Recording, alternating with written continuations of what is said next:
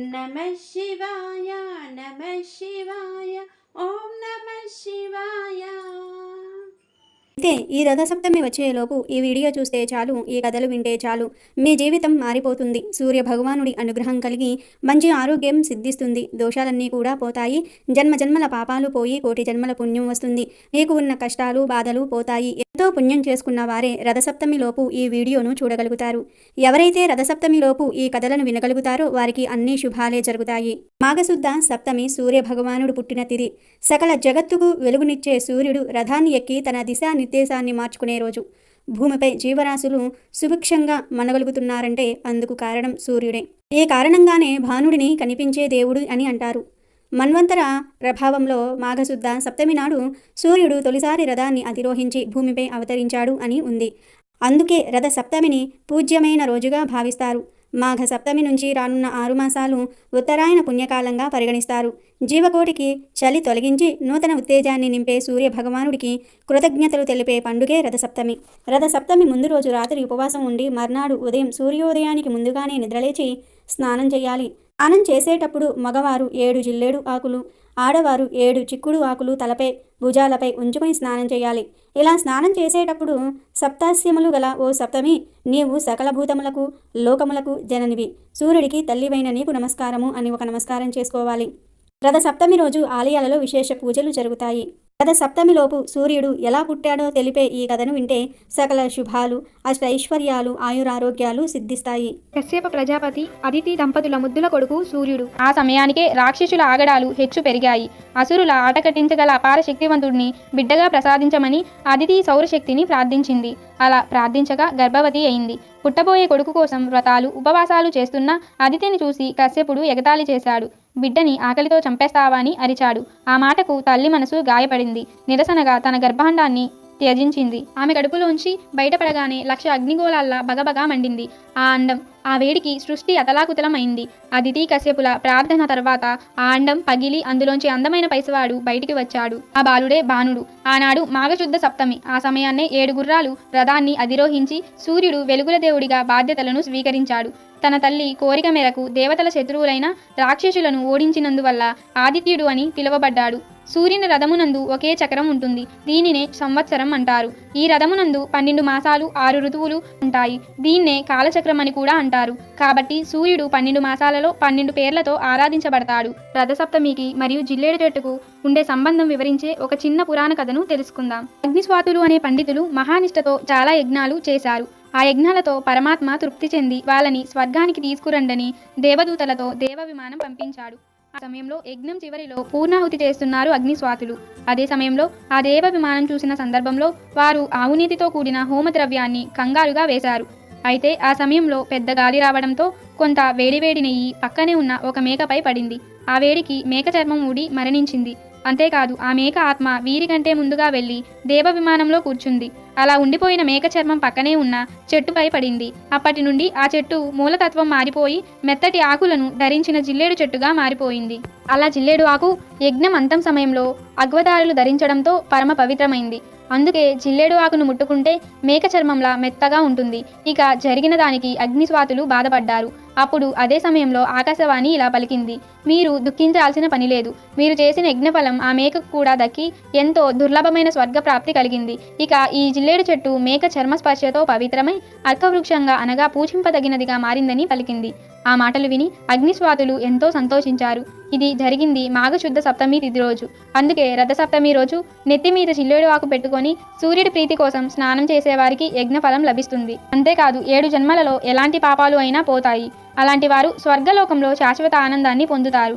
అంతేకాదు ఈ రోజు ఇలా స్నానం చేస్తే రోగాలు, శోకాలు, అన్ని రకాల ఇబ్బందులు కూడా తొలగిపోతాయి. పూర్వం పరమేశ్వరుడు సూర్యుని పిలిచి ఈ విధంగా చెప్పాడు, సూర్యదేవ, నువ్వు వెంటనే పవిత్రమైన కాశీనగరానికి వెళ్ళు. అక్కడ ఉన్న రాజు దివోదాసుడు పరమధార్మికుడు. నేను కాశీనగరంలో ఉండాలనుకుంటున్నాను. అది దివోదాసు అధర్మంగా నడుచుకున్నప్పుడే సాధ్యమవుతుంది. ఇందుకై నేను ఎంతోమంది దేవతలను, ఋషులను కాశీనగరానికి పంపాను.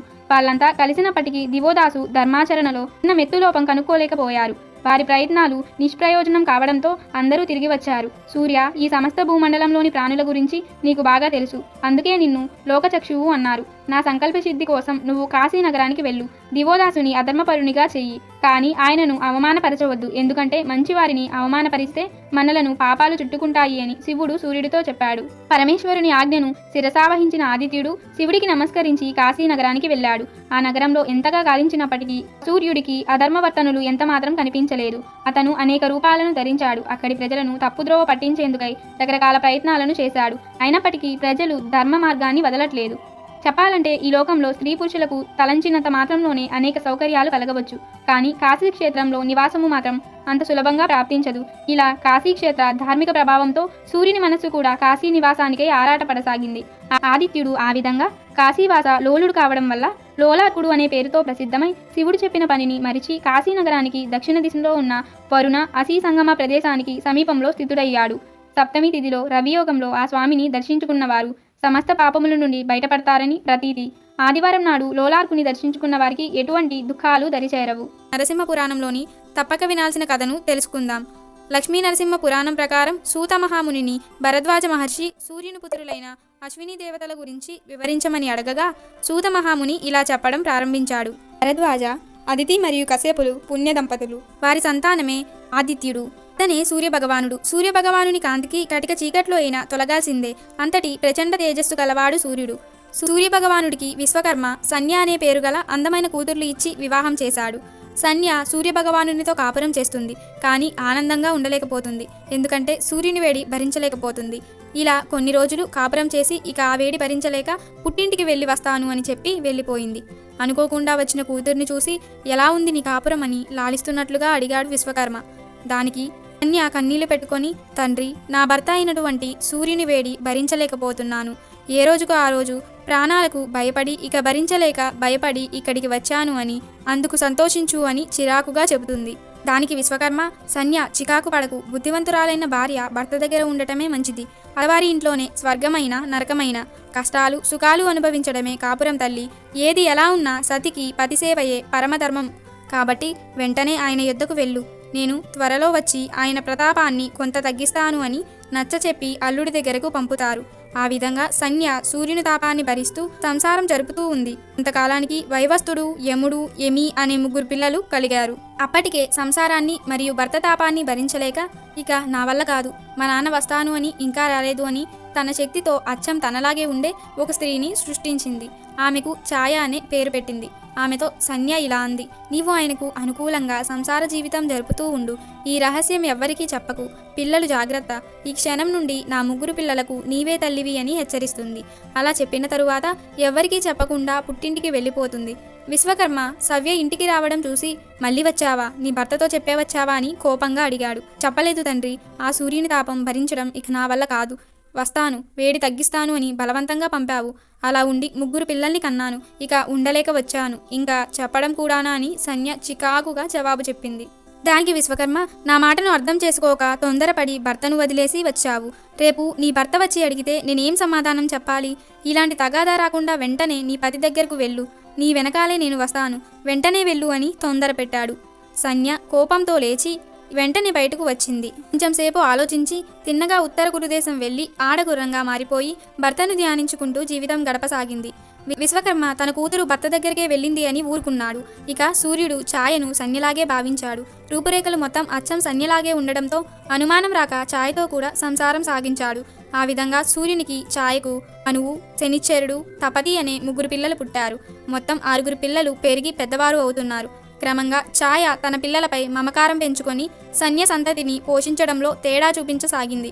ఒకరోజు సంధ్యాదేవి కుమారుడైన యముడు, కూతురైన యమి తండ్రి సూర్యునితో, ఈమె ఎవరో కానీ మా అమ్మ కాదు. ఆ 3 చూసినట్లు మమ్మల్ని చూడకుండా చికాకు పడుతుంది అని చెప్పారు. దానికి సూర్యుడు ఛాయతో, పిల్లలందరినీ ఒకే భావంతో చూడాలి. పెద్దవాళ్లను సరిగ్గా చూడకుండా ఉన్నావట, ఇది తల్లి చేయవలసిన పని కాదని మందలించాడు.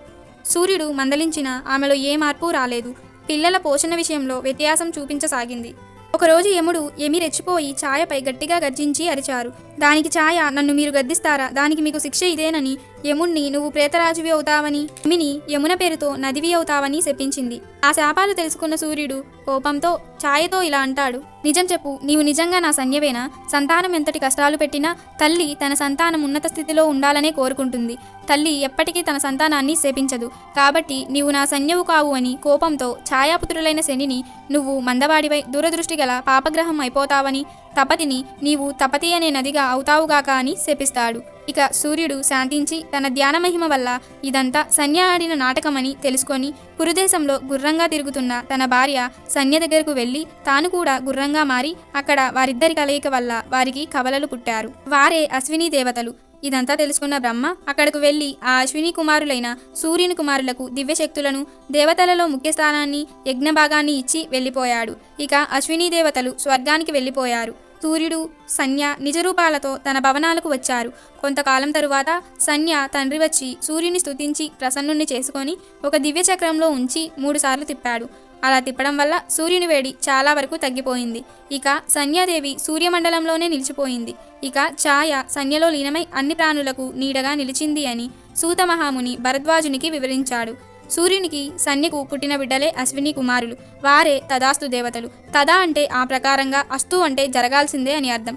వీరు రథం మీద సంచరిస్తూ వెళుతూ ఉంటారు. అలాంటి సమయంలో తదాస్తు అనుకుంటూ వెళుతూ ఉంటారు. కాబట్టి మనం మాట్లాడేటప్పుడు తదాస్తు అని అశ్విని దేవతలు అంటే అది నిజంగా జరుగుతుంది. కాబట్టి మనం ఏం మాట్లాడినా సరే జాగ్రత్తగా మాట్లాడాలి. రథ సప్తమి మాఘమాసంలో వస్తుంది. ఈ మాఘమాసంలో చేసే స్నానానికి ఎంతో ప్రాముఖ్యత ఉంది కనుక రథ సప్తమిలోపు మాఘ పురాణంలోని ఈ కథను వింటే తిరుగులేని రాజయోగం పడుతుంది. అపార ఐశ్వర్య యోగం సిద్ధిస్తుంది. పూర్వం ఒక కళింగ కిరాతుడు కలడు. అతడు ఆ ప్రాంతమున సంపద కలవాడు, పరివారము కలవాడు. ఆయుధములను ధరించి పరివారముతో ఒకనాడు వేటాడుటకు అడవికి వెళ్ళెను. అనేక మృగములను వేటాడెను. అతడు మృగములను వెతుకుచూ అడవిలో తిరుగుచూ ఉండగా ఒక విప్రుణ్ణి చూసెను. ఆ బ్రాహ్మణుడు నర్మదా నది స్నానం చేయవలెనదిగా బయలుదేరెను. మార్గ మధ్యలో ఆయాసముచే ఒక మర్రి చెట్టు నీడలో విశ్రమించి మరలా ప్రయాణము చేయదలచెను. కిరాతుడతన్ని చూసి వాని వద్దనున్న వస్త్రములు, ధనము మునగు వానిని అపహరింపవలెనని తలచెను. తన వారితో వచ్చి ఈ బ్రాహ్మణులను వద్దనున్న అన్నిటినీ కూడా బలవంతముగా తీసుకొనెను. ఓయి, నీవు దాచిన ధనము ఇమ్ము, లేనిచో నిన్ను చంపుదను. కిరాతకుడు బ్రాహ్మణుని బెదిరించెను. విప్రుడు, నేను దరిద్రుడను, నా వద్ద ధనమేమీ లేదని సమాధానము చెప్పాను. వాని మాటలకు కోపించిన కిరాతుడు ఆ బ్రాహ్మణుని ఖడ్గముతో నరికివేసెను. అలా ఆ కిరాతుడు అతడి మార్గమున ప్రయాణించి వారిని చంపి వారి నగలను, ధనమును దోచుకుంటూ ఉండెను.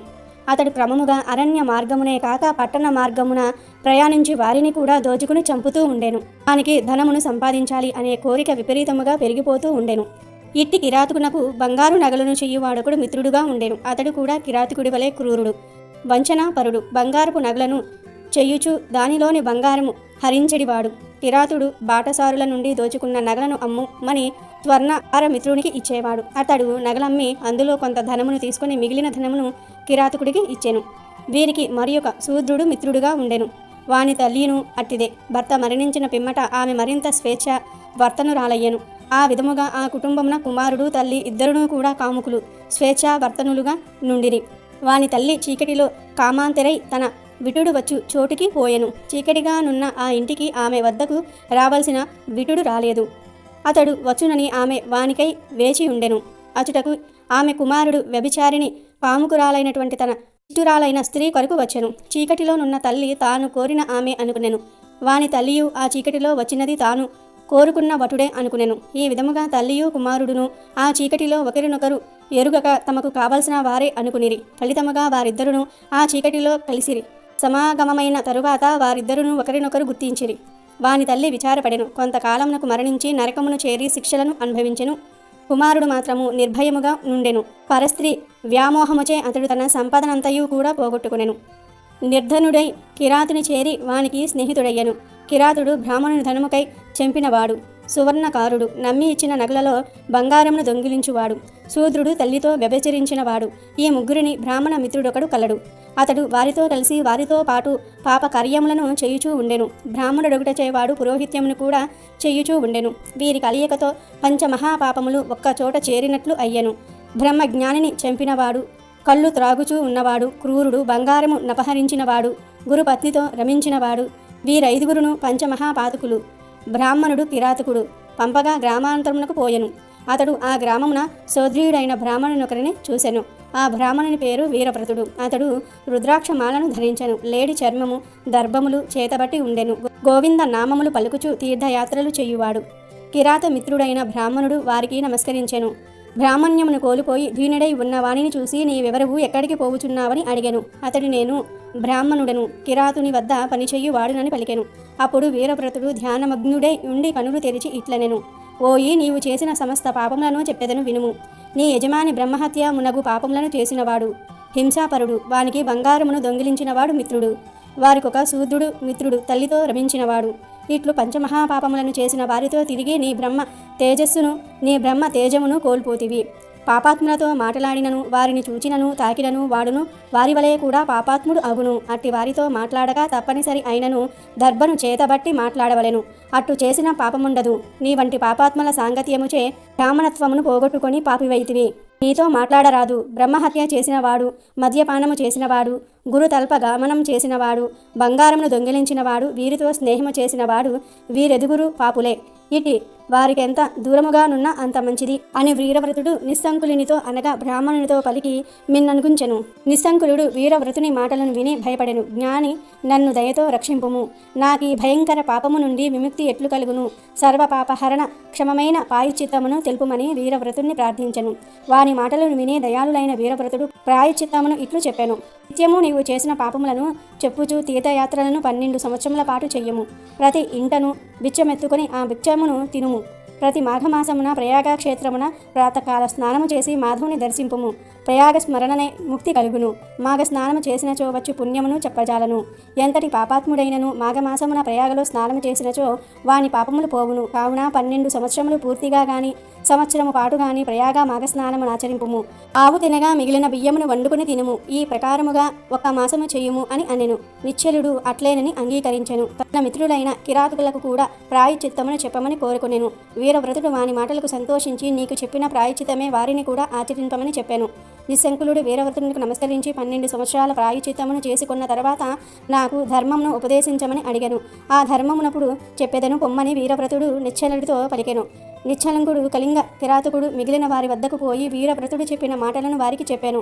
వారును నిశ్చంకులుని మాటలను విని భయమును ప్రాయశ్చిత్తమును పొందిరి. వారు వేరువేరుగా తీర్థయాత్రలు చేయదలిచి ప్రయాణమయ్యిరి. వీరవ్రతుడు చెప్పినట్లుగా భిక్ష భోజనము మాఘ స్నానము చేసి పాప విముక్తులయ్యిరి.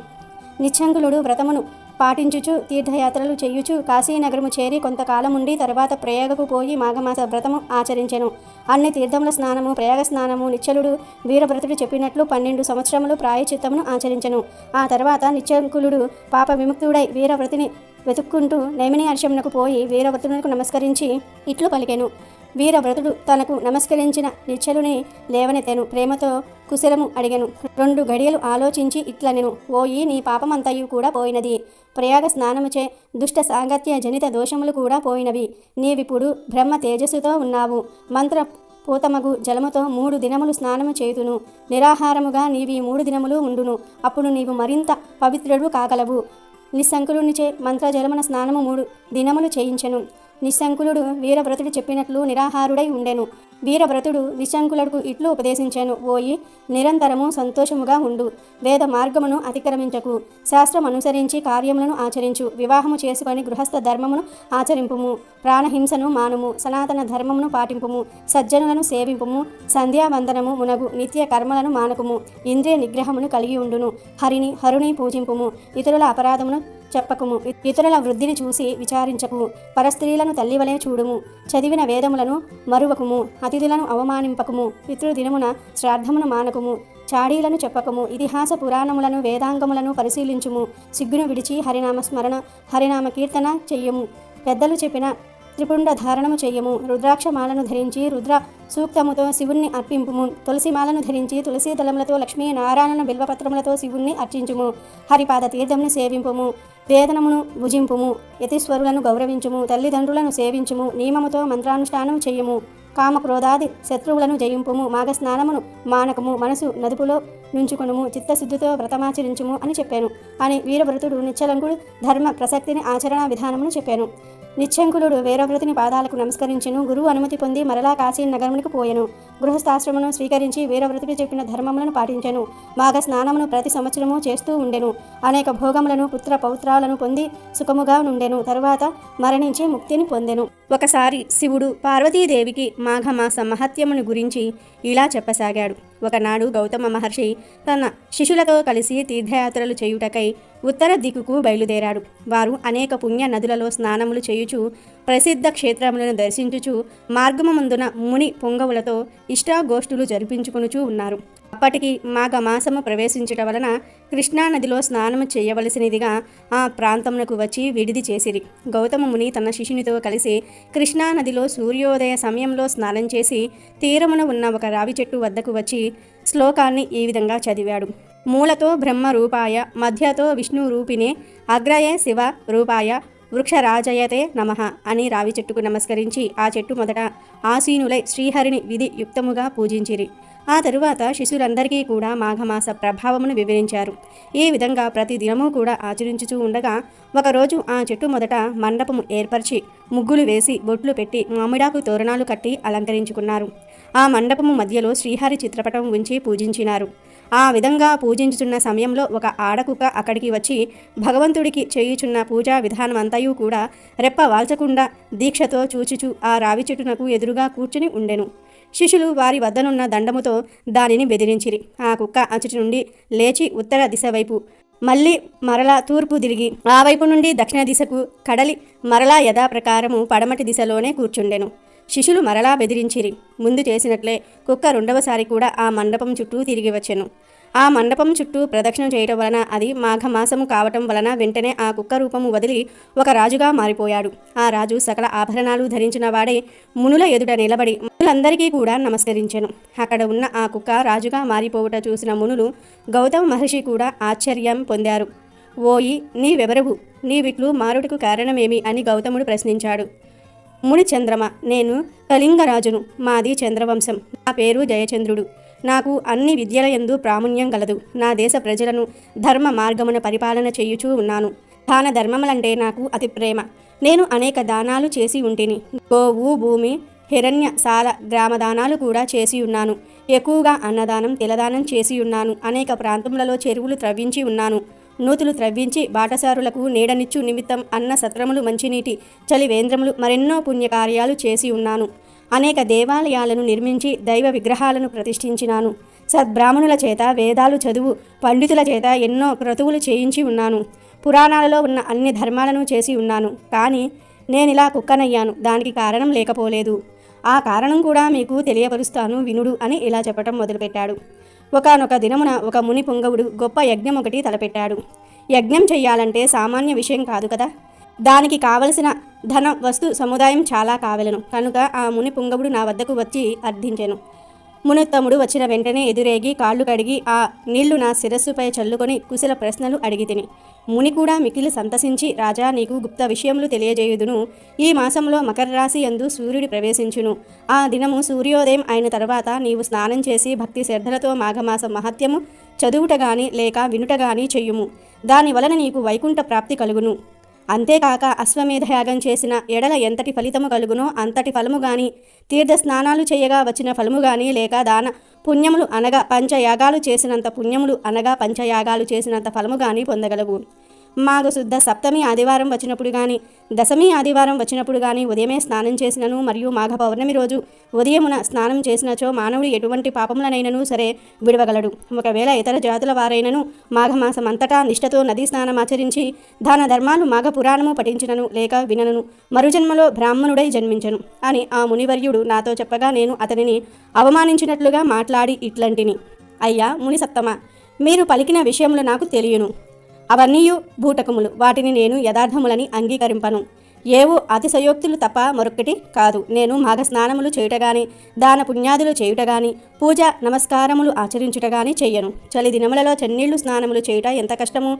ఇక నాకు ఈ నీతి బోధలు చెప్పకు, నాకున్న ఫలము చాలు అని ఆ మునితో అంటిని. ఆ మాటలకు మునికి కోపం వచ్చినది.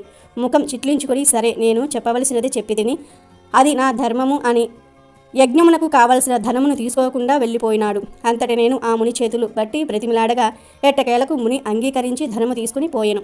ఆ విధంగా నేను కొంతకాలము రాజ్యమేలి ప్రాణములు విడిచి తిని తర్వాత నాకు కుక్క జన్మయే వచ్చినది. నా పాప ఫలమేమో గాని కుక్కగా 7 జన్మలు బాధపడి తిని. ఇప్పుడు మీరు చెయ్యు పూజా స్థలము చుట్టూ 3 పర్యాయములు ప్రదక్షిణలు చేసి తిని గనుక నా పూర్వజన్మ నాకు కలిగినది. దైవ యోగమును ఎవ్వరూ తప్పించలేరు కదా. ఇటులా కుక్క జన్మతో ఉండగా మరలా నాకు పూర్వజన్మ ఎటుల సంక్రమించినదో వివరింపండి అని వేడుకున్నాడు. ఆ రాజు చెప్పిన మాటలకు ఆ ముని ఆశ్చర్యపడి, మాఘమాసమును నీవు చులకనగా చూచుట వలన ఎంతటి విపత్తు కలిగినదో తెలుసుకున్నావా? అనుభవమే చెప్తున్నది కదా నీకు. నీ వద్దకు వచ్చిన ముని సత్తముడు, ఉత్తముడు. అతడు పలికిన విషయములన్నీ కూడా యథార్థములే. నీవి కుక్కవై ఎటుల పవిత్రుడైతవో ఆ వృత్తాంతమును వివరిస్తాను విను. సావధానుడవై ఆలకింపుము. నేను నా శిష్యులతో ఈ మాఘమాసమంతయు కూడా కృష్ణవేణి తీరమందు ఉన్న కృష్ణానదిలో మాఘస్నానం ఆచరించుచు స్నానములు జపములు చేసి తిరిగి మరొక పుణ్యనదికి పోదామని వచ్చి ఉంటిమి. మేమందరము ఈ వృక్ష రాజము కింద విష్ణు విగ్రహాన్ని పెట్టి పూజించుకునుచూ ఉన్నాము. కుక్క రూపంలో ఉన్న నువ్వు దారిని పోతూ ఇచ్చటి నైవేద్యమును చూసి తినాలనే ఆశతో పూజా సమీపమునకు వచ్చి కూర్చుంటివి. అప్పుడు నీవు ఎలాగున్నావో తెలుసా? నీ శరీరము బురద మైల తగిలి ఉన్నది. చూచుటకు చాలా అసహ్యంగా ఉన్నావు. పరిశుద్ధమై భగవంతుని పూజ చేయుచున్న సమయంలో అచటకు జంతువు గాని పక్షి గాని వచ్చియున్నా దానిని తరిమివెయ్యుట సహజమే కదా.